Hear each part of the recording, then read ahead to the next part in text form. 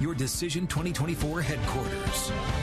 Now, just about an hour away from the polls closing in Jefferson County. It's an election day like no other, but this time for even more reasons. Software problems at several polling locations causing delays and carrying over into the courts this afternoon because there are questions tonight about whether some people had the opportunity to exercise their right to vote under the chaotic circumstances they faced today. Majority of the reason all of those people headed out to the polls is the highly contentious presidential race. And we saw 80 million people cast their votes early this year for Vice President Kamala Harris and former President Donald Trump. And even more people across the country are casting their votes for President today. Well, we thank you for watching Wave News at 5 on this election day. I'm John Bowl. And I'm Myra Ansari. We are monitoring locations throughout our area ahead of the polls closing tonight. Our crews are fanned out at several polling locations here in Jefferson County. We have Wave News reporter Alina Noakes and David Mattingly. Wave News reporter Kirsten Foote is across the river in Indiana checking out the voting there.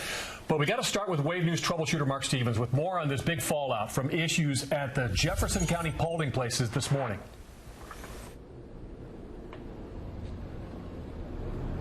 Yeah, because of those issues, John and Myra, that there was actually the state Democratic Party filed a lawsuit asking a judge to keep polls open in Jefferson County, just Jefferson County, until 8 p.m. Now, that hearing just finished a half an hour ago. You may have seen me looking down at my phone furiously. The judge has not issued a written ruling just yet. Here's what was going on. That lawsuit says that the same thing that many people told our crews this morning, that as soon as the polls opened, those electronic poll books that they used to scan their ID and sign crashed, and voters were unable to actually check in to get a ballot. The clerk's office eventually told elections workers to turn off some routers and stop actually scanning those voter ID cards. Workers at 3 polling stations I checked in at today said those changes allowed the system to work and they were able to get back going smoothly.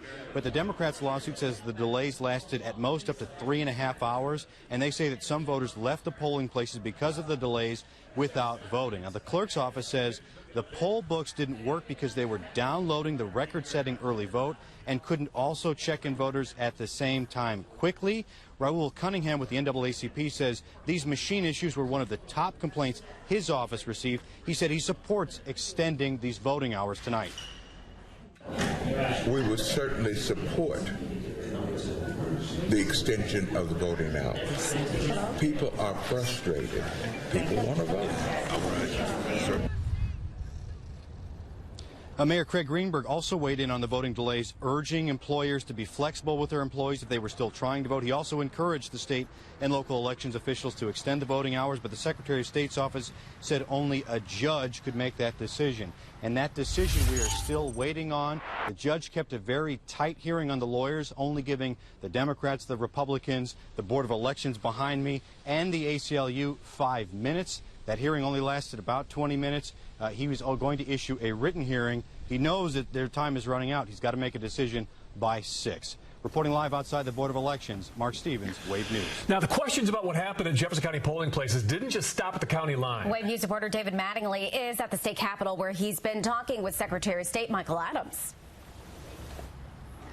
Myra, both the Secretary of State and the Attorney General have had their eyes on those long lines in Louisville today. I spoke just a short time ago to Secretary of State Michael Adams, and he tells me that the electronic poll books that they are using in Jefferson County should have been downloaded prior to Election Day, not the morning of. Somebody made a mistake here, but he doesn't know who.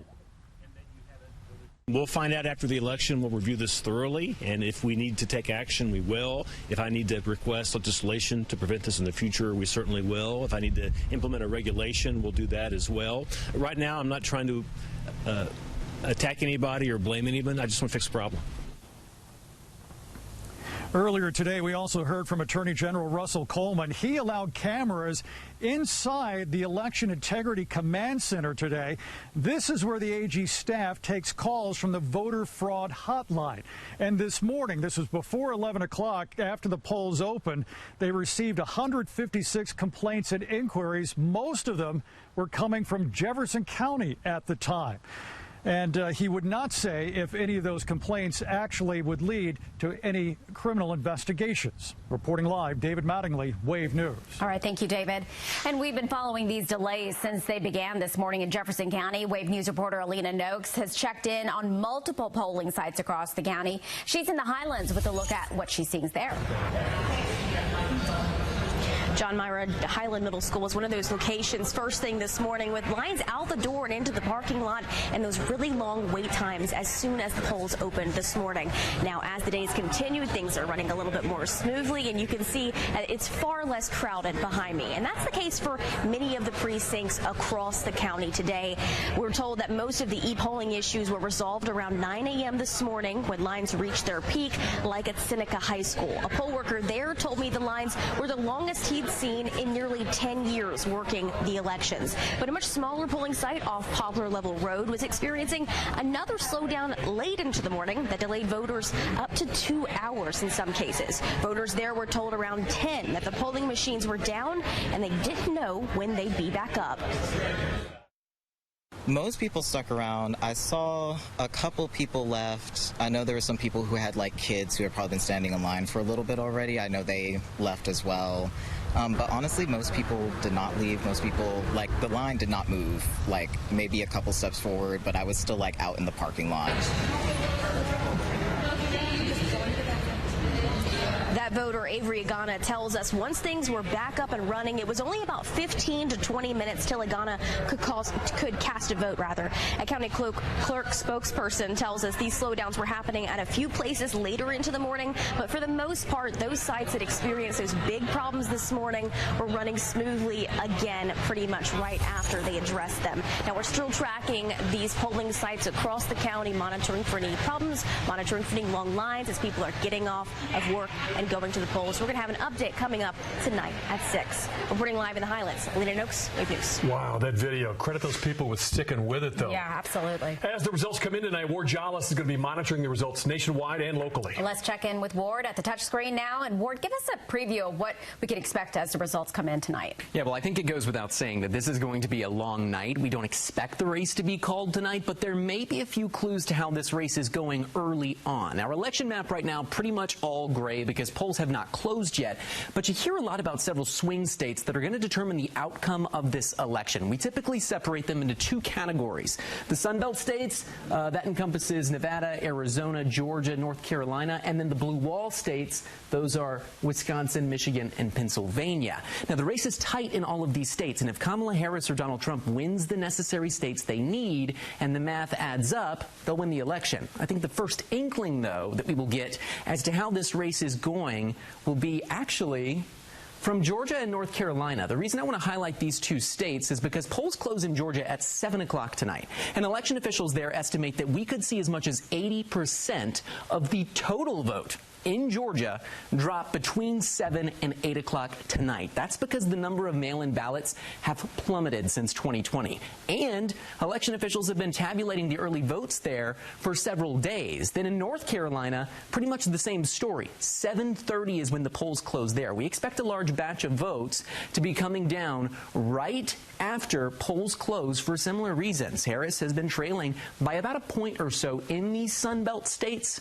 So if it looks like she's overperforming here, that's good news for the Democrats. But if Trump secures an early victory here, that gives him the momentum, and it could make this race take a lot longer to call. We hear a lot about Pennsylvania up here, but the truth is about Pennsylvania, we're expecting results to take a little bit longer to trickle in there due to the sheer number of absentee ballots this year.